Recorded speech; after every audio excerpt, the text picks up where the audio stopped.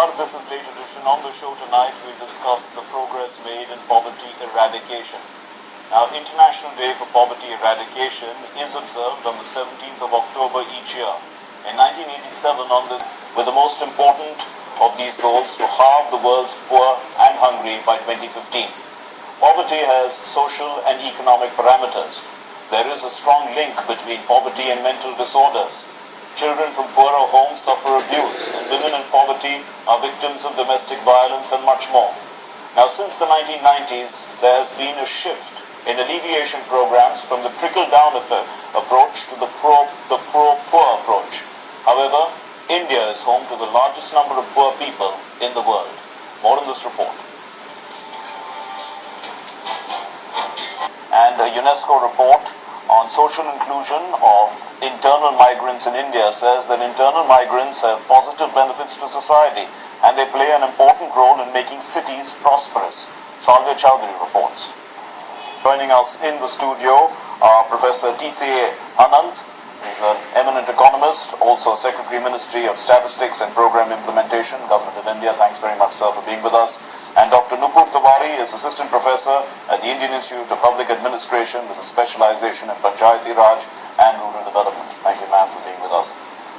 Professor Anand, how do you understand poverty in our country? Because when we see the Millennium Development Goals, the chief goal was to halve world poverty by 2015. And most of the world has already achieved that by 2010. But here in India, we have huge numbers of poverty, but maybe we might have achieved it on a percentage level, but really our struggle is far from over. Well, there are two parts to it. First of all, remember the goal was only to halve the number. So given that, understand that poverty is, what does it mean? There are two aspects to it. Okay.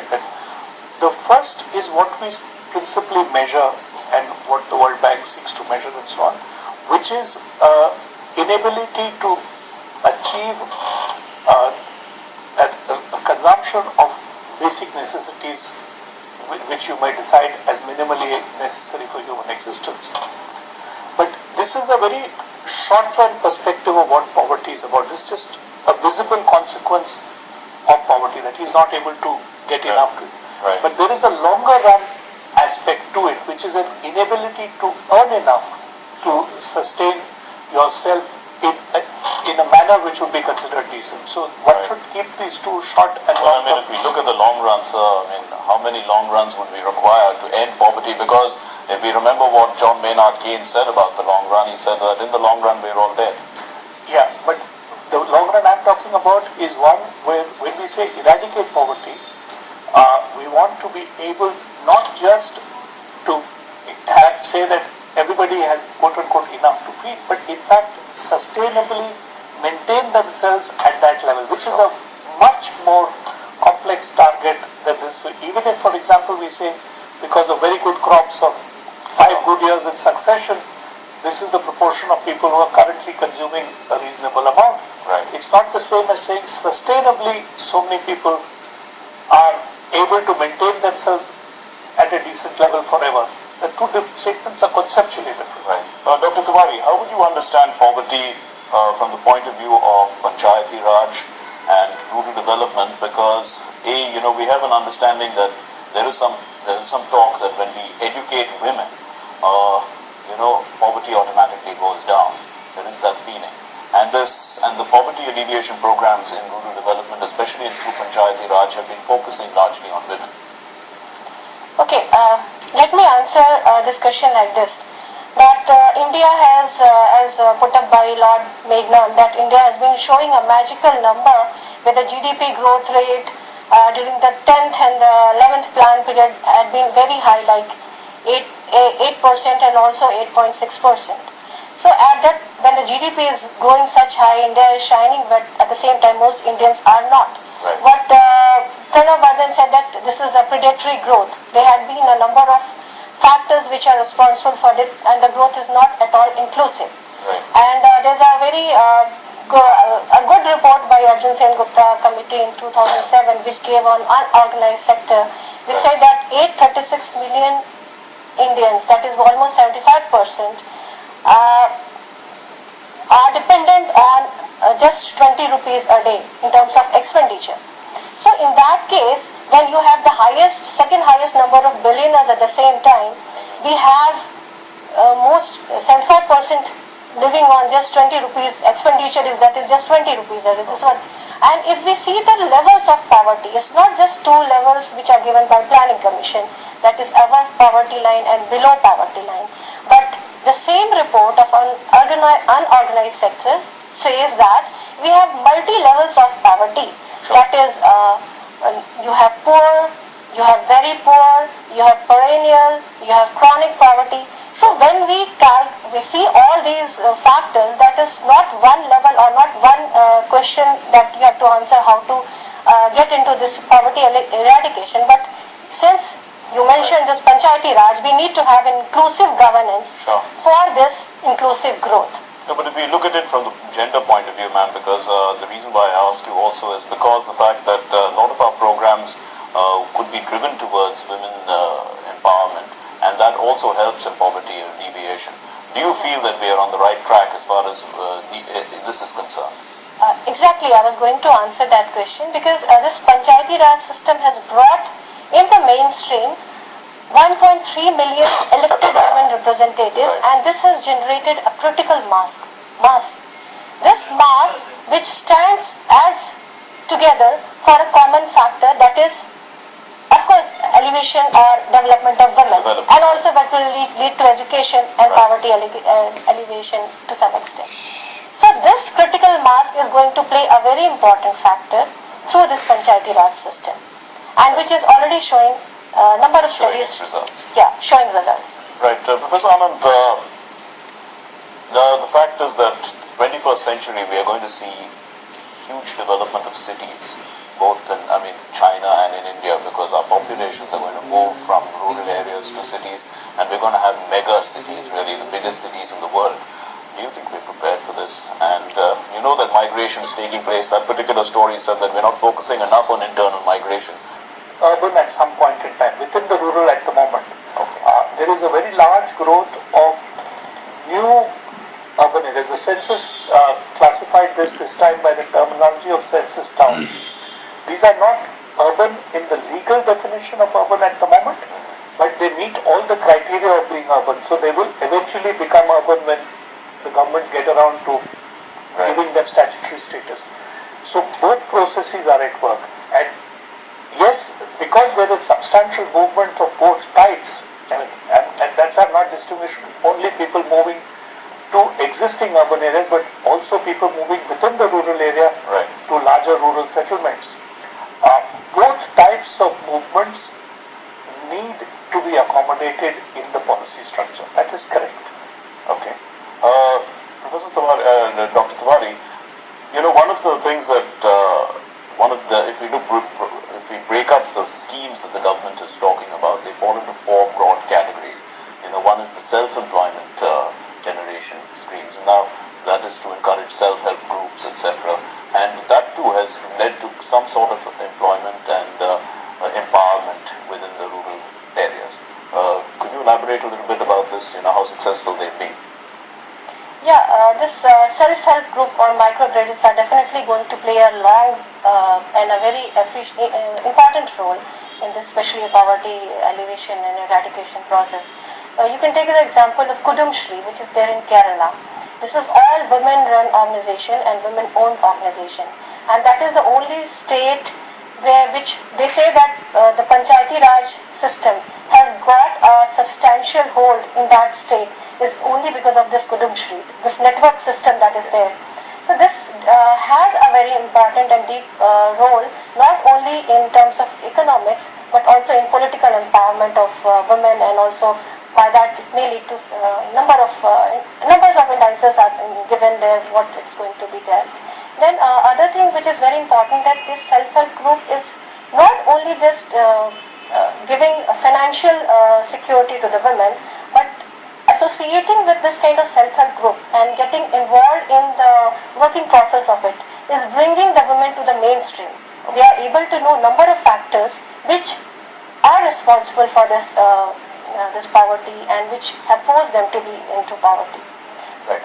We'll take a short commercial break. There's a lot more to discuss. We are discussing the Eradication on International Poverty Eradication Day with Professor T.C.A. Anand, Secretary, Ministry of Statistics and Program Implementation, and also an eminent economist, and Dr. Nupur Tiwari is Assistant Professor at the Indian Institute of Public Administration with a specialization in Panchayati Raj and Rural Development.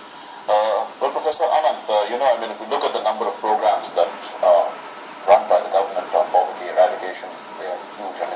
There's so many. If I just list out a few, there's the Prime Minister's Rozgar Yojana, there's the Rural Employment Generation Program, there's the National Social Assistance Program, there's the Swarna Jayanti Rozgar Yojana, Swarna Jayanti Gram Swarogora Yojana, Indira Awas Yojana, Antodaya Anna Yojana, Pradhan Mantri Gram Sadak Yojana, Annapurna Yojana, Pradhan Mantri Gram Odya Yojana.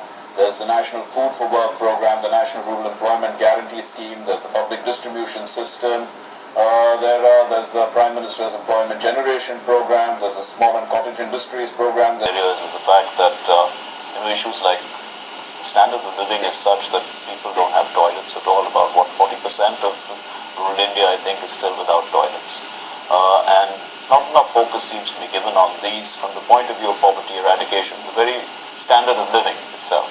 The concept of the way we live.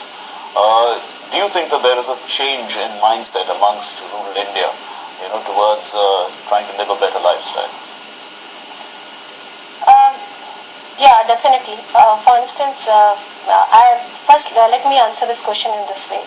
That mindset, first we have to decide what exactly is the level of poverty, and from there we have to decide what is the mindset and what is the standard of living. One incidence I'll give you, this multi-dimensional poverty index, which is developed by Sabina Alcrey. There they say that the poverty cannot be just measured that you are getting this much in terms of income diversity. Right. But for instance, in Ethiopia, a person is traveling 20 kilometers to fetch just a bucket of water. That is also, this whole effort is also considered under poverty. So this has to be measured. Measuring is growing. In the same way, if you go to the rural areas and if you consider that providing a toilet is a certain standard of living which is a must, which I would say yes it is, and this is being given by the government that if you have a toilet they will construct the house. But the mindset, as you said, is of course is not there, because normally even the house which are provided, even under MG Narega also, if you are constructing certain things which are there, then they are not using it in the proper way, and that is basically used for like a cow shed or something. They are using these things to be there. Then mindset, of course, it's a very long process to have this mindset change, and even though provisions are there, there's a convergence of number of things are there. So there's an evolutionary process that's developing. It's a long process which will take time. But we are seeing incremental change. Yeah. Professor Anand, what about in terms of education? We see the large number of dropouts as well. Still, we have education for all. It's a right up to school, 14 years. It's free education. But the point is that the dropout levels and then the chances for employment and employability come down. And if we have to look at this from the point of view of fighting against poverty, how do we sort this out? Well, they were in education. Our first target was to sort of bring people into school. So we succeeded reasonably well in that. At the primary level, we have achieved virtually universal primary access. Okay. And be careful in my choice of words because access. Dropout continues to be an issue. Dropout is influenced by a variety of factors, some of which are social, some of which are economic.